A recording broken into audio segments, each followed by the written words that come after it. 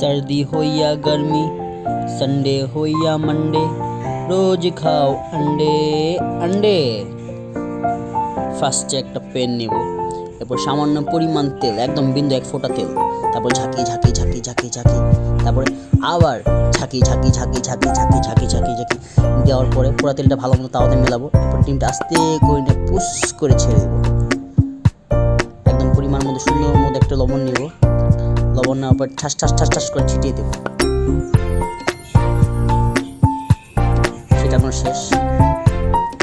এখন এটা সুন্দর করে একদম কম আঁচে ঢেকে দেবো। ঢাকাবো 20-30 ঘন্টা থাকবে। 20-30 ঘন্টা থাকার পরে এরপর ডিমটা আমরা তুলব। এই কত সুন্দর একটা ডিম হয়ে গেল।